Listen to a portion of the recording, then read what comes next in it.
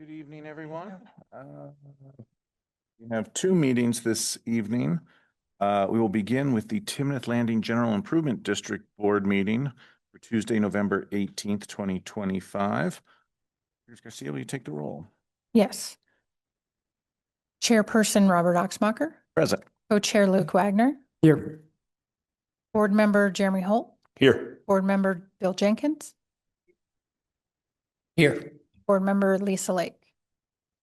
All right, 4 members are present. Board member Lake's absence is known and excused. We will first begin. Are there any requests to amend the agenda? None then. I will open up for public comment. I do not believe anyone has signed up for public comment, but I'll make the call now. Is there anyone present that would like to address the GID board? Seeing no one, we will then move on to the consent agenda, consisting of one item this evening, approval of the October 28th, 2025 Timnath Landings GID meeting minutes. Is there a motion to approve the consent agenda? So moved. Is there a second? Second. All those in favor of approving the consent agenda signify by saying aye. Aye. Anyone opposed, nay. Consent agenda passes 4-0. We have 2 business items this evening, beginning with 5A, Resolution GID 06 Series 2025, a resolution approving the engagement of Butler Snow LLP as bond counsel and special disclosure counsel with respect to the proposed general debt issuance. Thank you. This is an amended and updated engagement letter for Butler Snow. Butler Snow is a recognized bond counsel attorney in the state of Colorado who has also represented the town for a very long time in connection with your financing deals.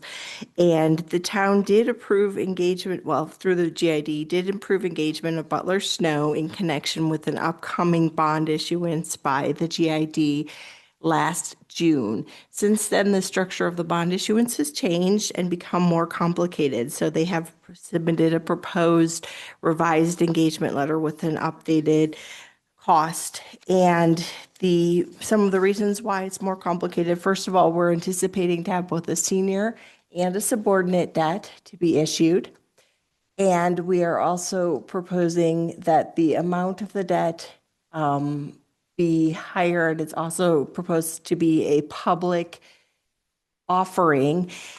And because of the public offering, we have to put together a disclosure document called the preliminary limited offering memorandum, later the limited offering memorandum, that discloses to potential purchasers all of the risks associated with the financing, and that takes just quite a lot of time to put that together. In fact, that's why we're adding the disclosure counsel piece to the engagement letter that wasn't originally anticipated. So the updated engagement letter would be for a cost of $115,000. That's going to be paid out of closing costs. So when bonds are issued by the GID, that will come out of those closing costs. There will be a closing cost fund created. They'll come right off the top before they even go to reimburse the developer or the town for any expenses you have associated with the financing. And should this not close, then there is a much smaller amount that will be paid in the event that it doesn't close. And I'm open for any questions. All right, questions from Steffel? And then am I correct that the Finance Committee has discussed this and reviewed it and is on board with this? They reviewed the financing options last night. It did include estimates for closing costs, which would be included in this.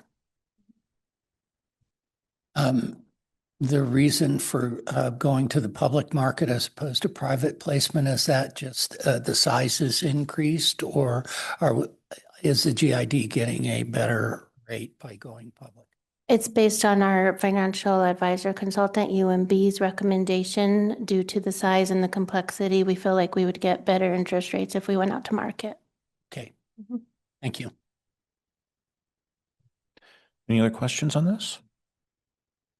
Is there a motion to approve the resolution approving the engagement of Butler Snow LLP as bond counsel and special disclosure counsel with respect to the proposed general debt issue? So moved. Is there a second? Second. Any discussion? Makes sense to me. given that we're likely to get, the GID is likely to get a better rate. So always good to follow the advice of your banker. So I'll be supporting it. Board Member Holt? Okay. I have nothing else to share. So all those in favor of the resolution signify by saying aye. Aye. Anyone opposed, nay? Resolution carries 4-0. We'll move on to item 5B. First reading and setting a public hearing on December 9th, 2025 at 6 p.m. for ordinance number GID 1, Series 2025. An ordinance authorizing the issuance and sale of district limited tax general obligation bonds, Series 2026A, and subordinate limited tax general obligation bonds, Series 2026B. Stefan. Thank you. So this is what I alluded at before. This is the proposed debt issuance. And I'm actually going to turn this over to your finance director and be available for questions. Okay. Just as a reminder, the GID was established solely for the purpose to reimburse the developer for extraordinary public improvements as part of the development, and that's the Timnath Landings development. The total estimated improvement costs that we anticipate as of today are $14.5 million. The developer has paid approximately $5 million to date towards those improvements. The district is authorized to issue up to 15 mill levies for operations and debt. The developer approached the town earlier this year seeking reimbursement for payments to date, and it's anticipated with upcoming filings they're going to be required to pay additional fees towards that infrastructure reimbursement. The proposed transaction structure is an initial bond issuance, and it's expected to generate approximately $6.4 million in net proceeds. The financing is currently structured as one senior lien subordinate bond and a subordinate bond series cash flow. On the bond value, it would be $4.6 million on the senior and $3.4 million on the subordinate. We do anticipate a second bond issuance in the future, and that'll just be dependent on when the project gets built out further and there's more mill levies to support additional debt. The structure prioritizes the town's administrative costs and reimbursement prior to debt issuance. So the town has incurred over $100,000 in administrative costs, and then we estimate $50,000 annually, and those will be paid first before the developer gets reimbursed. The Finance Committee met on last night to review the financing plan with our financial consultant, UMB, and they recommended council approval. A second reading and public hearing will occur on December 9th, and we do have bond counsel and Melissa Buck with UMB Bank on the line tonight, and they will be available on December 9th for questions. Okay. Thank you. Board, we will have the full public hearing next time, but I know that it's a little complicated. I think several of us have had conversations with the finance director to understand the structure. Does anyone have questions about this evening? Will this have the same structure that was talked about previously, the ability to slightly adjust the mill levy as needed? Yes, council authorized that adjustment to the mill levy to help make it more marketable in the bond market, so Right. that they can. That's what I thought. I Yep. just didn't see it mentioned. Yep. Okay, thank you. That and the TDA agreement to share back 100% of the revenue, so all of that will be pledged. Okay. Is there a motion to approve on first reading and to set a public hearing on December 9th, 2025 at 6 p.m. For the ordinance authorizing the issuance and sale of the district's limited tax general obligation bonds, Series 2026A, and subordinate limited tax general obligations bonds, Series 2026B? So moved. Is there a second? Second. Any discussion?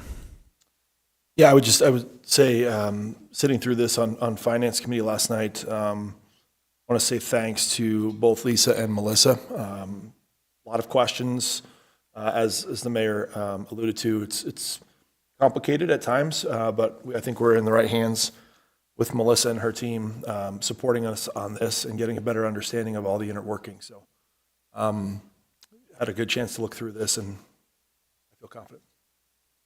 Comments?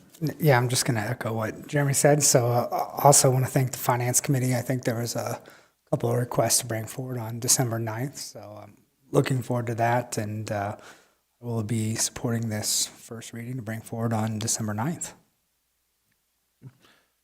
And I guess I'll note, we're meeting today as a special meeting. The reason for this is in November and December, we only have one regular council meeting.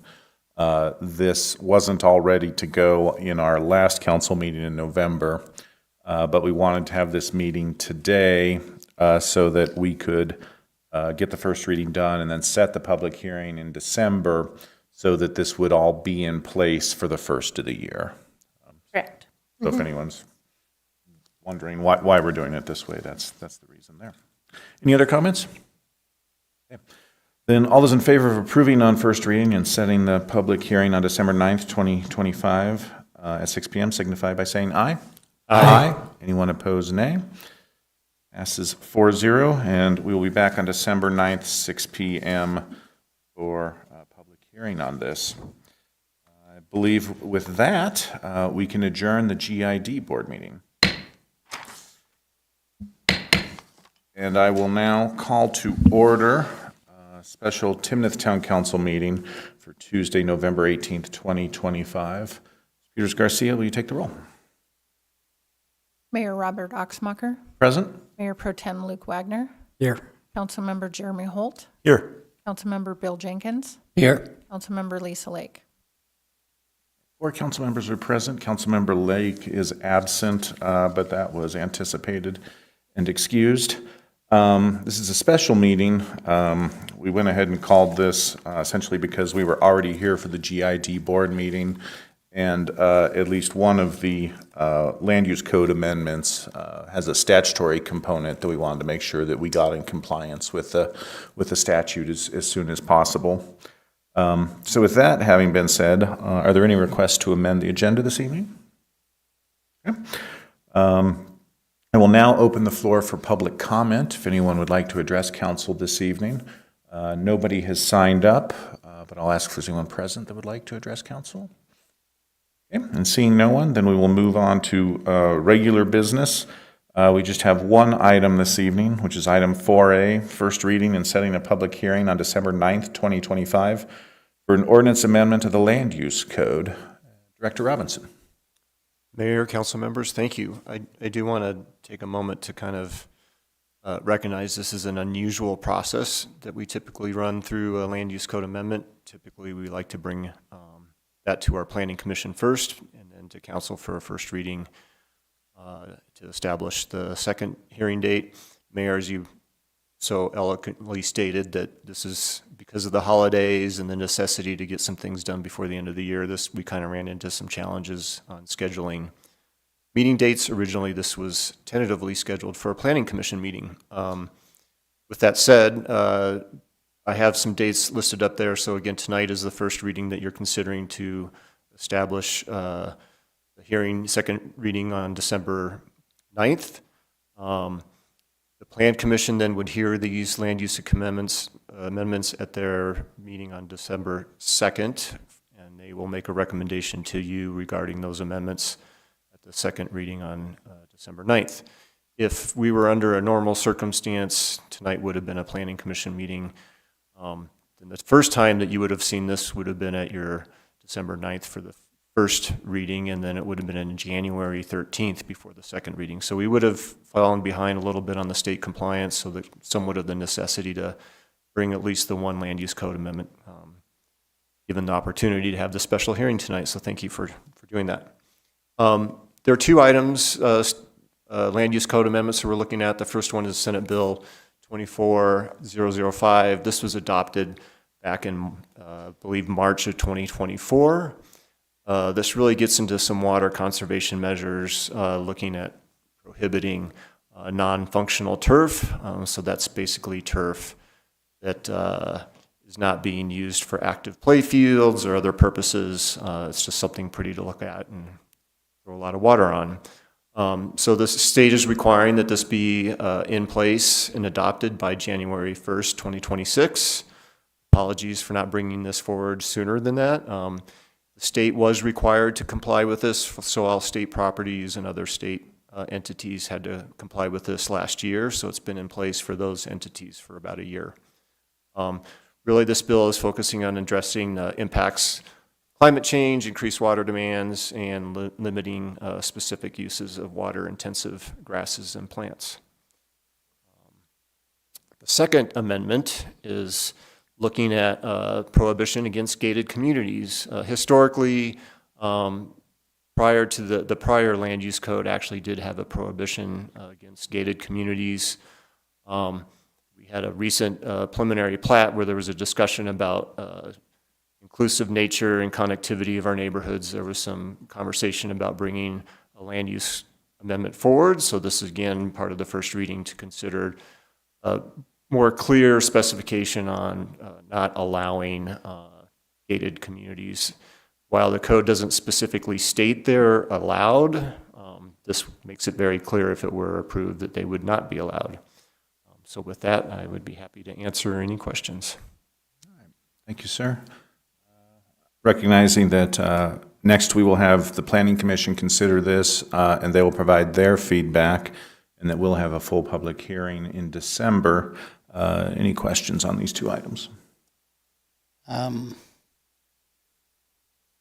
Yeah, with regard to the first, with regard to non-functional grasses, is there any impact on places where grasses are already installed?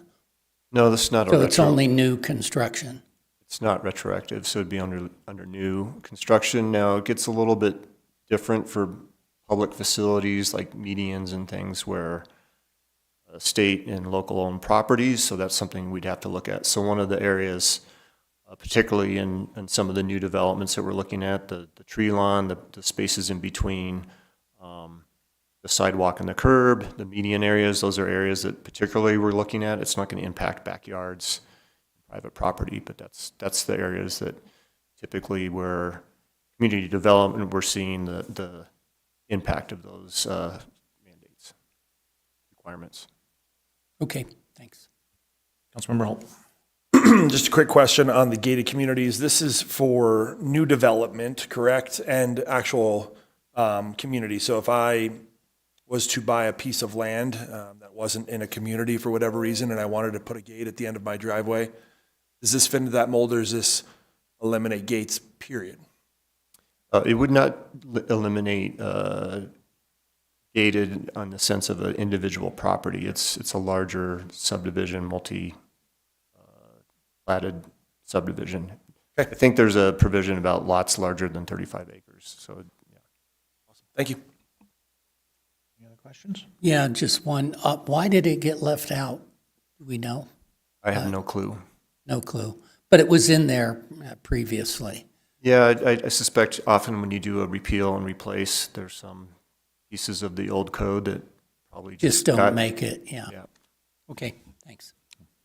Thank you. And Director Robinson, I appreciate you and your staff bringing this particular item forward. I know we did recently have a council hearing. There's a lot of discussion here, and the feeling was that our current comprehensive plan, a gated community, I think there's pretty unanimous support that a gated community runs afoul of that. And so I think it makes sense to have this discussion and really clarify what the town's position on it is. So I appreciate you bringing this forward and look forward to discussing it further at the public hearing. So with that, is there a motion to approve on first reading and to set a public hearing on December 9th, 2025 for the ordinance amendment of the land use code? So moved. Is there a second? Second. Any discussion? All those in favor of approving on first reading and setting for public hearing signify by saying aye. Aye. Anyone opposed, nay? Very good. Carries 4-0, and this will be back before Planning Commission on their meeting this month on December 2nd, and then back before us on December 9th at 6 p.m. I believe those are all the agenda items we have, so if there's no